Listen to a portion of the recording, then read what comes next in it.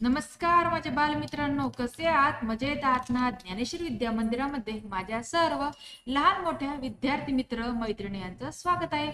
आज मी माझ्या बालमित्रांसाठी एक नवीन बोधकथा घेऊन आलेली आहे. पण कथेचं नाव सांगण्या अगोदर तुम्ही जर आतापर्यंत आपल्या ज्ञानेश्वर विद्या मंदिराला सबस्क्राईब केलं नसेल तर लगेच सबस्क्राईब करून घ्या. सबस्क्राईब समोर जे नोटिफिकेशन आहे त्याला हिट करा, जेणेकरून आपल्या चॅनलवरती अपलोड होणारे नवनवीन व्हिडिओ तुम्हाला पाहायला मिळतील. तर आजच्या आपल्या कथेचं नाव आहे अपशकुनी. अकबर बिरबलाची कथा आहे बरं का. कथेचं नाव काय? अपशकुनी. दिल्ली शहरात हिराचंद या नावाचा एक व्यापारी होता. सकाळी त्याचं तोंड पाहिलं की दिवस वाईट जातो असा त्याच्याविषयी लोकांचा दृढ समज झाला होता. अकबर बादशहाच्या कानी ही गोष्ट जाता त्यानं या गोष्टीची प्रचिती घेण्यासाठी एकदा त्याला सकाळी सकाळीच आपल्या वाड्यावर बोलावून घेतलं.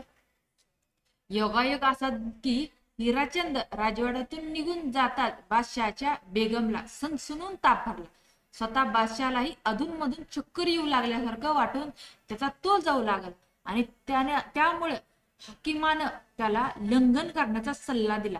दुपारपर्यंतचा काळ असा निघून गेला आणि ऊन ओसरताच राजस्थानातल्या एका राजाची बादशहानं जिंकून घेतलेला प्रदेश पुन्हा त्या राजाने जिंकून घेतल्याची वाईट बातमी एका जासूसानं येऊन बादशहाला दिली. हा सर्व सकाळी सकाळी झालेल्या हिराचंद व्यापाराच्या अपशकुनी दर्शनाचाच प्रताप आहे असा समज होऊन बादशहानं त्याला फाशीची शिक्षा फरमावली. हिराचंदने बिरबलाची भेट घेतली व आपले रक्षण करण्याची त्याच्याकडे याचना केली. बिरबलाने त्याला निश्चिंत राहायला सांगितले. दुसऱ्या दिवशी अगदी सकाळी वेषांतर करून रस्त्याच्या कडेला जाऊन बसला.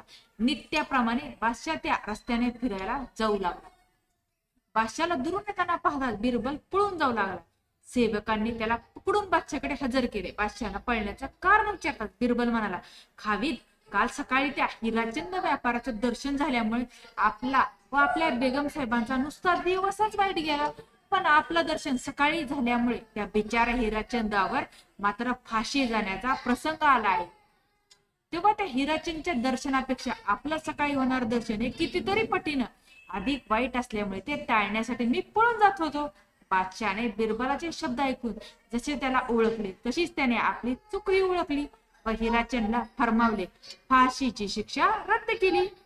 अशा प्रकारे बिरबलानं कसं चातुर्यानं हिराचंदची फाशी रुकवली. तर ही कथा तुम्हाला आवडली का? ही कथा आवडली असेल तर कथेला शेअर करा. चॅनलवर नवीन असल्यास चॅनलला सबस्क्राईब करा. धन्यवाद.